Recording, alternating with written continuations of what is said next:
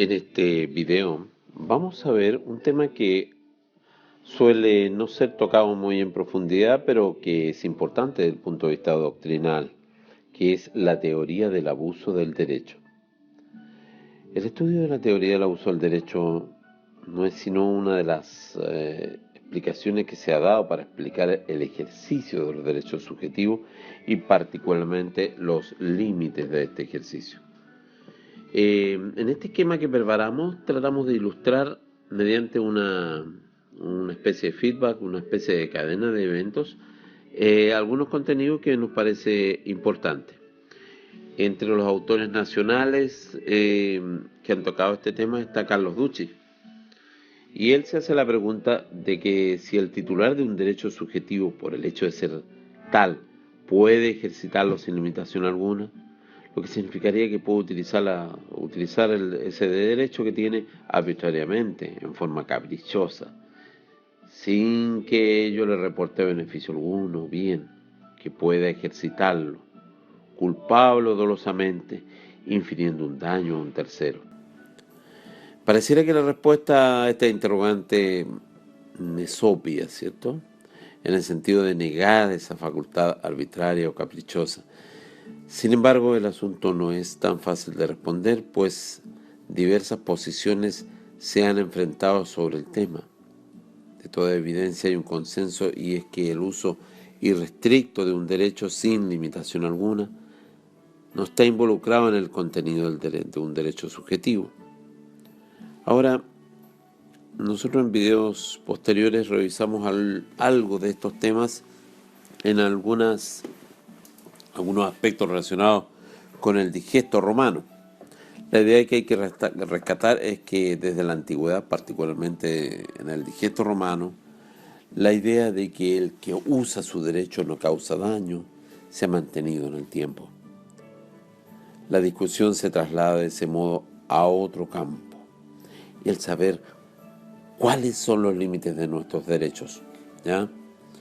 La conclusión es la siguiente: si uno actúa dentro de los límites de un derecho, no incurre en responsabilidad, es decir, somos responsables solo si los límites del derecho se han sobrepasado.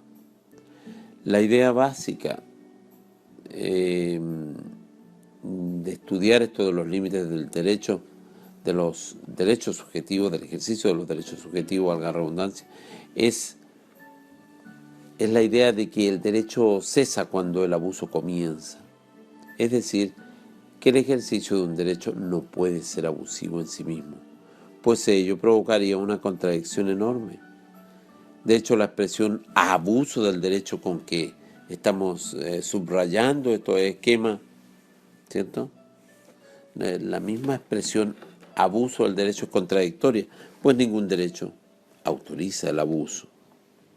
Lo que pasa es que el derecho, cuando se ejerce dentro de los límites, no puede ser generador de responsabilidad para su titular, aun cuando en ello cause daño a un tercero. El límite del ejercicio de estos derechos es el paso previo para saber el momento en que se produce un ejercicio abusivo del mismo. El que se dará cuando los límites que vamos a revisar en estos videos se sobrepasan. Ya lo vamos a ver, y son tres. El estudio teórico del abuso del derecho consiste en síntesis en determinar si el titular de un derecho subjetivo, cuando lo ejerce, puede incurrir en abusos o no, ¿eh? En este esquema que les presentamos, se trata de reseñar las principales teorías, específicamente dos, acerca de la teoría del abuso del derecho. Primero, tenemos en este cuadro la teoría absoluta del ejercicio del derecho subjetivo o negacionista del abuso. Los derechos subjetivos implican ciertas facultades que la ley reconoce a las personas para que ellas las ejerzan en forma libre y discrecional. Si producto de este ejercicio se ve dañado un tercero, el autor de este perjuicio no se encuentra obligado a responder, si es que el titular se habría limitado a ejercer sus derechos. Después tenemos la teoría relativista o reconocedora del abuso. Los derechos en general no se ejercen en forma aislada, sino dentro de una comunidad, donde el derecho de cada ciudadano termina donde empieza el del otro. Y, por lo tanto, no se puede ejercer estos derechos ilícitos. Esta teoría reconoce el abuso del derecho y es la que es más aceptada de las dos. Uno de los principales representantes es Planiol, y se puede resumir casi en el aforismo que el derecho termina donde el abuso comienza. En otras palabras, si el derecho perjudica, es porque se está ejerciendo de modo ilegítimo, de manera ilegítima.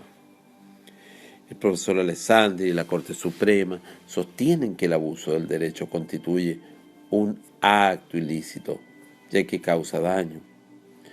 Acá en este esquema hemos reseñado se señala tres abusos de derecho en general, o sea, específicamente tres casos. Una, cuando el titular de un derecho arremete los valores éticos de ciertas personas, cuando el titular de un derecho atenta contra los derechos de las demás personas, cuando el titular del derecho afirma los principios generales del ordenamiento jurídico. Nuestro código no ha tratado en forma expresa el abuso del derecho, ¿ya?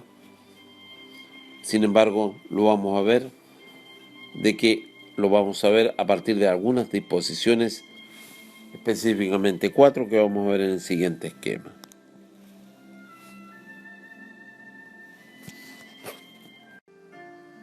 Como decíamos, nuestro código no ha tratado en forma expresa el abuso del derecho, pero de diversas disposiciones se puede concluir que rechaza el abuso del derecho. El artículo 582 habla del derecho real de dominio. Se lo define, como ya vimos, para gozar y disponer arbitrariamente, no siendo contra la ley o derecho ajeno. El artículo 1496 habla de la caducidad del plazo. Se señala los casos en los que se entiende que el deudor ha abusado, por lo que su acreedor puede exigir el cumplimiento de la obligación antes del cumplimiento del plazo, como si no existiera el plazo o estuviera vencido. El otro artículo que es interesante es el 1546, el anterior era el 1496, ahora el 1546, el cumplimiento de los contratos. Estos deben cumplirse de buena fe y por lo tanto obligan no solo a los que en ellos se expresa, sino que a todas las cosas que por la naturaleza o la ley se entienden pertenecerle, ¿ya? Por otra parte, está el artículo 2468, clásica pregunta de examen. ¿Qué es el fraude pauliano?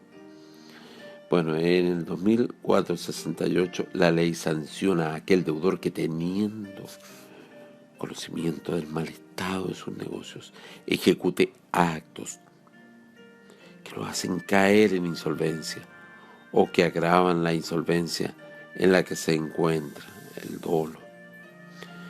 En materia procesal las encontramos con las medidas prejudiciales, precautorias. Recordemos, ya lo vamos a ver en los videos de derecho procesal, que con ellas puede iniciarse el juicio ordinario civil, pero la ley exige que si se concede una de las medidas prejudiciales, el futuro del demandante interponga la demanda dentro de un determinado plazo, si no se le sanciona, ¿ya? Es bien importante también este aspecto, ¿ya? Como digo, esto es importante entenderlo en el contexto de ciertas normas que, por cierto, están presentes.